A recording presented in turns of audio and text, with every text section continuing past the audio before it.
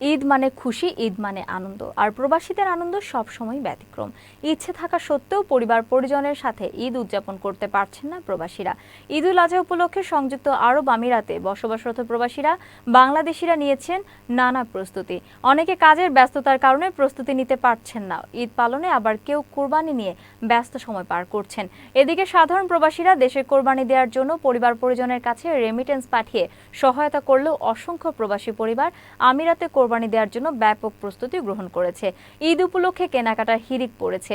ঈদের ছুটির দিনগুলোকে নানাভাবে উদযাপন করতে ব্যাপক প্রস্তুতি নিয়ে রেখেছে প্রবাসী বাংলাদেশিরা। প্রস্তুতি আর কি, এই তো গরু কিনলাম, ওই পাশে রেখে আসছি। 7,250 টাকা দিয়ে গরু নিলাম।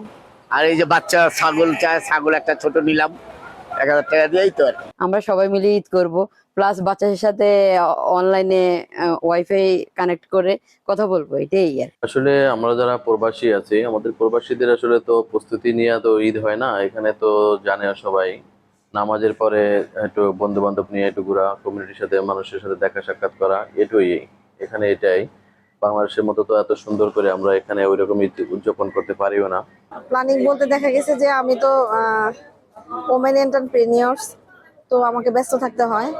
আর বিশেষ করে এই পার্লারে আমি সকাল থেকে রাত মানে পরের দিন রাত পর্যন্ত, মানে ঈদের দিন দুবাইতে ঈদের দিন ভোর 6টা পর্যন্ত আমাকে থাকতে হয়। তো আমি বাসায় এসে আমার ওয়ার্কারদের জন্য খাবার রান্না করি, এদের বাসায় বাসায় খাবার পৌঁছাই আমি, তারপর আমি সারাদিন ঘুমাই, এই পর্যন্তই।